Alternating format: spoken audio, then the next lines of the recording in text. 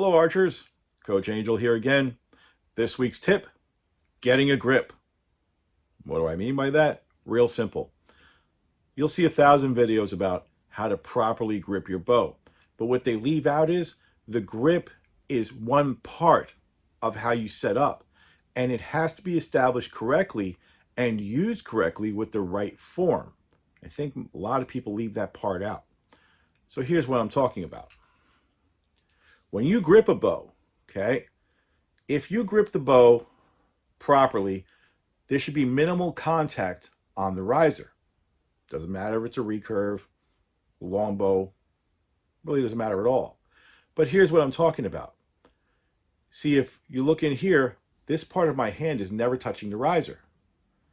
So this is most commonly what's identified in a lot of videos out there. They all say the same thing. Some people just say, put your hand up like you're trying to say stop, put the hand in, and then just close it. Okay, cool. What they're leaving out of there is two major things. One is, I put it on here like this, but what am I doing with it? Because you're going to see some people who shoot what they call a very, very high grip, meaning this part of the thumb pad is not even touching the riser. Well, what happens with that is you wind up getting instability, left or right. Now, you have other people, because they're not listening or they're not understanding the concept of how to grip it, and what they do is they grip it on the bottom, and then they've got no pressure up here on the top.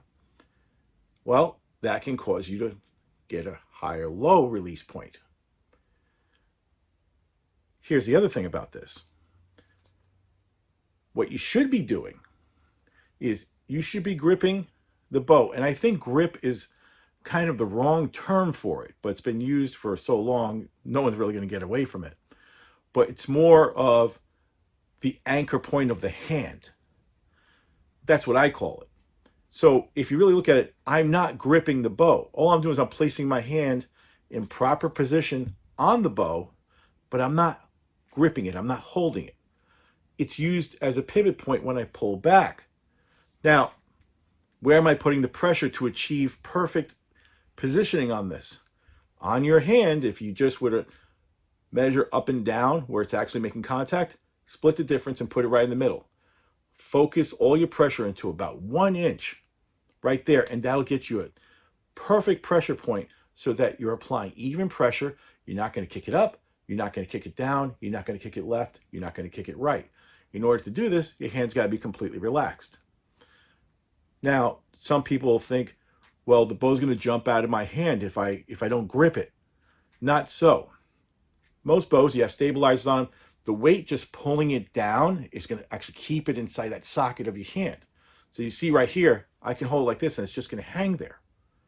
Very important. So there's no fear really of losing it. Most people have a little strap on their bows. You can do that too. However, that's another source of problems if you're not careful, because it's not like a seatbelt. You don't want to wrench it on there real tight, because guess what? It's going to affect the way that you draw. It's going to affect your release and all that, because you have multiple pressure points now. So it should be fitting completely loosely around there, not affecting how you're gripping the bow. Now, here's the other part of the equation. You could have the proper grip. You could be an expert on, yeah, when I got my hand like that, I'm gripping it perfectly. I don't care how many fingers you want to put on the front of the bow. If they're relaxed, that's all that counts. But here's the deal. If I'm just going to move a little bit this way so you can see a little bit more of what I'm talking about. But when you grip the bow, okay, bow form, we'll go over this in another video, is always hips in line with shoulders, okay? In order to achieve what we call, or should I say what I call, your launch triangle, you need to be at a slight offset to the target, slightly open to the target. If you don't do that and say I'm parallel to my target like this, perpendicular, and I just lift up my arm, well, here's the problem. Perfect grip still, look how close that string is to my arm. It's right here. So if I were to draw straight back this way, you might say, oh, well, yeah, I'm perfectly in the middle of the bow. The bow is perfect.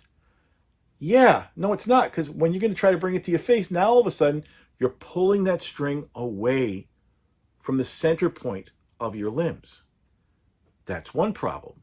Second problem is, it's pretty evident that if you just have the bow like this, and I'm standing completely shoulder kicked out, is what I call it, what'll happen is, when that launch happens, it's going to hit your arm. And for that reason, you see a lot of newcomers to the sport, even people who've been doing it for a long time, wearing arm guards so they don't smack themselves silly. Well, here's a little secret. Arm guards create very, very bad habits. Why? Because if you don't have to worry about it slapping you, you're going to do it over and over again. That results in string wear over here on your string prematurely, results in you constantly hitting this, which as the string goes by, it can bounce off of this and affect your shot. It's just a mess. So the way I've done it for years is, my beginners, I make sure they're in the right position. So like I said, slightly open to the target. All I do is, when I lift my arm up, I make sure my shoulder doesn't roll out. So if my shoulder were to roll out, now I have this. But when my shoulder rolls back, and I know it's hard to see from this angle, but now all of a sudden, when I draw back, I can get it in line with my face easier. I'm not twisting it off the cam or twisting the limbs. And I've got this open triangle here that forms. What that does is it gives me clearance every single time. You can see it just go forward, not even come close to touching me. And if you learn that way from the start, or even if you retrain yourself now, you'll never have to worry about string slap again. To further that point, people come to me and say, well, everyone wears them. They're always wearing arm guards. Why would they make arm guards if it's not to guard your arm? Most recurvers know this. I'll just let you in on it. The arm guard, yes, can help someone who's got very bad form, which if they practice properly and have proper instruction, you don't have to worry about. But the arm guard was meant to keep your clothes in so they don't bunch up and interfere with the string as it goes by. That's it. So like I said, I never use the arm guards, even on the beginners. We work with them carefully, but they don't build the habit of relying on that to protect them. And by learning proper form and how to grip it, they're okay. Lastly, here's the other thing. Like I said, you're gripping it like this. Someone who's new to the sport, the first instinct is to grab it like a pistol. Like this. Well, if you're looking at the shot that I've got right now in front of the camera, the string is right here on my arm. Okay? Now, whether I stand with my shoulder back or not, open to the target, that string is still right on my forearm. So that's why pistol grips don't work. And we go with the clearance inside here, focusing everything on 1 inch, raising the arm and not shooting the shoulder out. The last thing is this that I'll mention. It's a safety thing. And I'm going to tell you this because it affects traditional, compound, recurver alike. If you're doing one of these jobs, like I mentioned before, where you're shooting your shoulder out or just gripping it like this, when you draw back, okay, you can't see it in this picture, but I'll try to lower it so you can see. I'm literally twisting, in the case of a compound, twisting the string almost to the edge of the wheel or the cam. What happens with that? If you twist it too much, you get a dry fire. When you get to dry fire with an arrow in there, won't make a difference at all, because all that excess energy, because the dry fire is going to come off like that, or more typically what we call it in the business is a derail. You're literally pulling the string off the rail. And when you release it, because some people don't even realize that they've completely twisted it off, bad things will happen. The bow can derail, go off, uneven energy just distributed, and you wind up with the same thing as a dry fire. So I've seen new people get a brand new bow, whatever. Oh, it has to be the bow. Something happened because the bow just blew up. Had an arrow in it, so it wasn't a dry fire. It kind of was, because what you did was you derailed the bow. So to prevent that, we just go with a good grip. Get the grip. You keep your shoulder back in line with your hips, slightly open to the target. Now you have consistency. For recurvers and for people who shoot traditional or longbow as well, think of it like this. If you're twisting the bow out of whack, you're literally pulling it, the string, in a line that's not linear, straight back.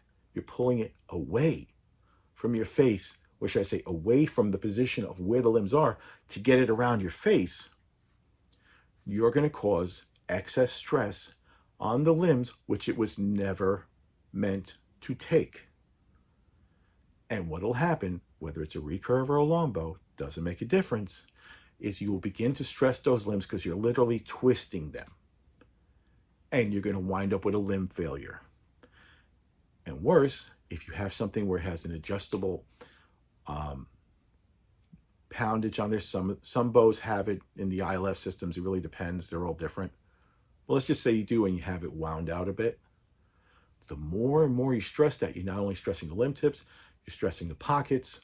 All kinds of bad things can happen. It's going to result in some kind of bow failure. And that's the last thing that we really want for you.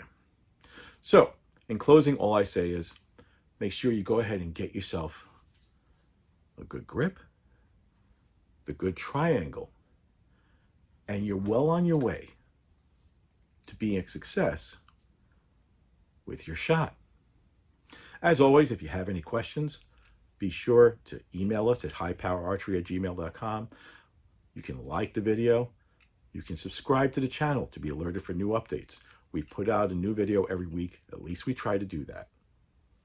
If you want to see something, let us know. So until next time, like we always say, it's never goodbye. It's until we see you again.